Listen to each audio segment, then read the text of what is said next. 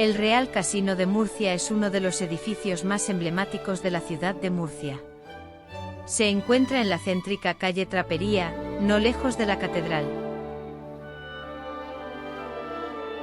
Sin duda, el edificio del Casino de Murcia es de por sí todo un monumento hasta tal punto de ser el edificio civil más visitado de toda la región. Un casino y edificio histórico ubicado en el centro de la ciudad de Murcia, España. Construido en el siglo XIX. El casino es famoso por su arquitectura exquisita y su decoración elegante.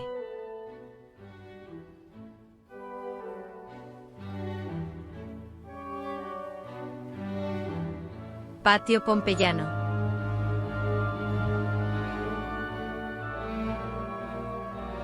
La planta baja monumental del edificio está abierto a la visita turística y a la celebración de actividades culturales.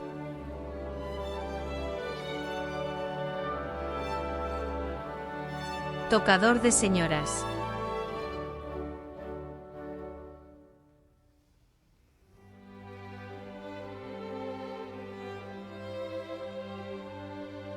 La Sociedad del Casino se fundó en 1847 como asociación privada promovida por la entonces burguesía de Murcia para el ocio y esparcimiento.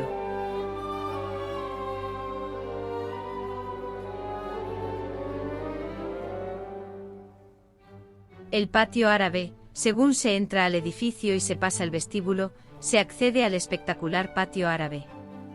Está inspirado en los salones reales de la Alhambra de Granada. Una recreación en estilo neo-nazarí en la que para su decoración se emplearon más de 20.000 láminas de oro.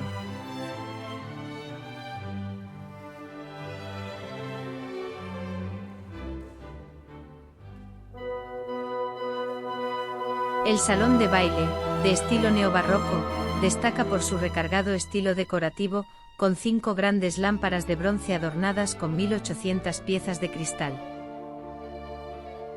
Y las pinturas de los techos con alegorías de la poesía, la pintura, la música y la arquitectura.